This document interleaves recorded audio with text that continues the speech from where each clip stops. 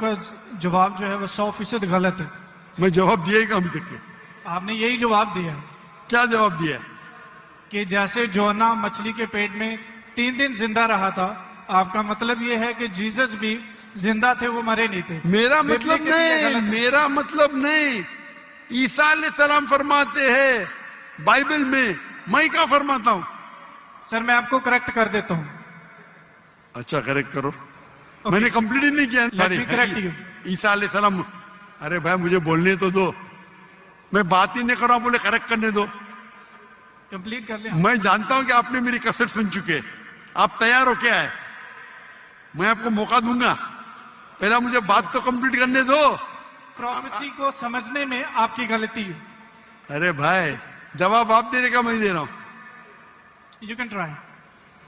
The point is the 3 days and 3 nights idiom which is used in the Old Testament in the book of Ezra and the sign of Jonah, and this is the case of Jesus. I am So not that's the talking point, about 3 days and 3 nights. I am not at all coming to the one part of the prophecy. I am not talking about 3 days and 3 nights. I am talking about as was Jonah. What is as was Jonah means? जिस तरीके से जोना था। So my question is to Dr. Sahib, can you prove from Bible that Jesus did not die and rose from the dead? And your answer should be only from Bible, not from Islam. भाई साहब का सवाल है कि आप Bible से साबित कर सकते हैं क्या ईसा अलैहिस्सलाम ने नहीं मरा, ईसा अलैहिस्सलाम नहीं मरे और उठाए ले गए, बराबर? Yes. Do you want me to give the answer in English or Urdu? Whatever you want. Okay मैं पसंद करूंगा अंग्रेजी, लेकिन आवाम उर्दू को बेहतर जानती है, तो इंशाल्लाह मैं उर्दू में जवाब दूंगा। तो भाई साहब का सवाल है कि आप बाइबल से, सिर्फ बाइबल से, Yes. बाकी कोई किताब से नहीं साबित कर सकते हैं कि ईसा अलैहिस्सलाम नहीं मरे, क्योंकि ईसाई मानते हैं क्या ईसा अलैहिस्सलाम मरे। तो उनका चैलेंज है मुझसे, क्या आप बाइबल से साबित कर सकते हैं कि ईसा अलैहिस्सलाम नहीं मरे? मैं करूंगा।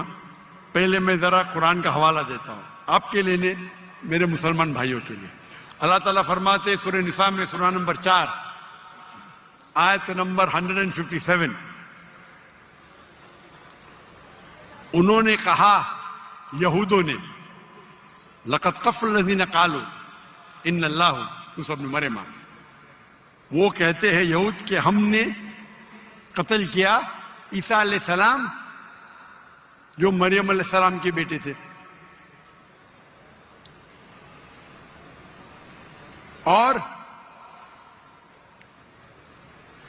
कुरान में लिखा है वमा कतलुहु वमा सलबुहु, ना उन्हें कत्ल किया ना सूली पे चढ़ा, वलाकिन शुब्बिहा लहुम, ये सिर्फ उनका वहम है। अगर जो भी इस बात पे इख्तिलाफ करता है वो बिल्कुल गलत है। तो कुरान की साफ आयत है वमा कतलुहु वमा सलबुहु, क्या ईसा अलैहिस्सलाम का ना कत्ल किया गया ना सूली पे मरे। आपके बाइबल में लिखा है क्या ईसा अलैहिस्सलाम को सूली पे लगाया गया था? लिखा है क्या नहीं? जी लिखा। अभी सूली पे निकालने के बाद उन्हें रखा जाता है सिपल कर। सिपल कर मतलब एक कब्र। पुराने जमाने में कब्र ऐसी होती थी कि बड़ा रूम रहता था, आजकल जैसे मैं मुसलमान के वैसा नहीं, बड़ा रूम जिसके अंदर लंबी कब्र रहती है, आदमी आराम से रह सकता है। तो सपल कर के अंदर ईसा अलैहिस्सलाम थे। बाइबल में लिखा है क्या नहीं? लिखा है, लेकिन सर आपका जवाब जो है वो 100% गलत है। मैं जवाब दिया ही अभी तक के। आपने यही जवाब दिया। क्या जवाब दिया? कि जैसे जोना मछली के पेट में 3 दिन जिंदा रहा था, आपका मतलब ये है कि जीसस भी जिंदा थे, वो मरे नहीं थे। मेरा मतलब नहीं, मेरा मतलब नहीं। ईसा अलैहिस्सलाम फरमाते हैं बाइबल में, मैं क्या फरमाता हूं? सर मैं आपको करेक्ट कर देता हूं। अच्छा करेक्ट करो। मैंने कंप्लीट ही नहीं किया ना। ओके। मैंने कंप्लीट किधर किया? आपने जवाब ही नहीं दिए। मैं आपको पूछना चाहता हूं, जब ईसा अलैहिस्सलाम कब्र में थे, जिंदा थे या मुर्दा थे? He was dead. अने यूनुस अलैहिस्सलाम जोना के जैसे नहीं थे। आपने अभी कुछ देर पहले कहा कि जोना जिंदा थे, अभी आप कहते मूसा अलैहिस्सलाम मुर्दा थे। Let me correct you. ईसा अलैहिस्सलाम। अरे भाई मुझे बोलने तो दो, मैं बात ही नहीं कर रहा हूं, बोले करेक्ट करने दो। कंप्लीट कर लिया। मैं जानता हूं कि आपने मेरी कसर सुन चुके, आप तैयार हो क्या है? मैं आपको मौका दूंगा, पहला मुझे बात तो कंप्लीट करने दो। बात ही कंप्लीट में करेक्ट हूं।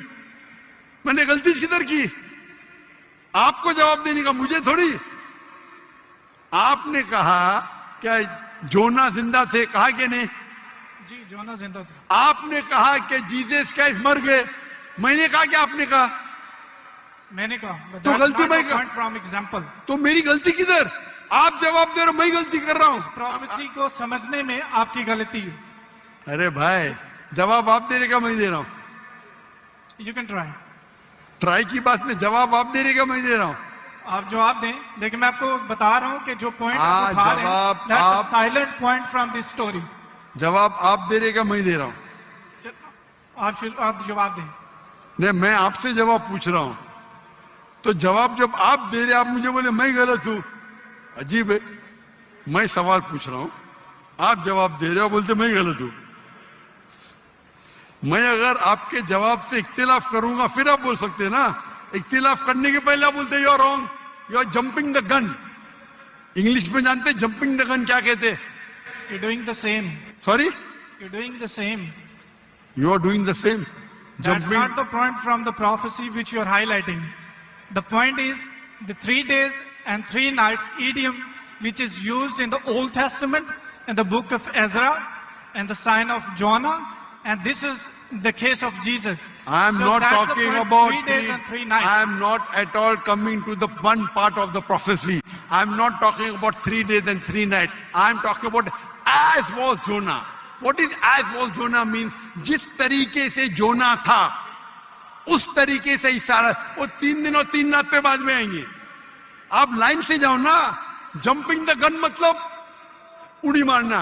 लाइन से जाओ ना, 1 2 3 4 5। आपको डायरेक्ट जाने का मेडिकल कॉलेज में पहला फर्स्ट स्टैंडर्ड तो पास करो, सेकंड स्टैंडर्ड तो पास करो। आपको अगर पता नहीं जंपिंग द गन किसको कहते हैं तो आपकी अंग्रेजी कमजोर है।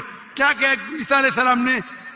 जिस तरीके से जोना, तो जिस तरीके का भी तशरीह हो रही है, 3 दिन और 3 रात तो बाद में आएगा।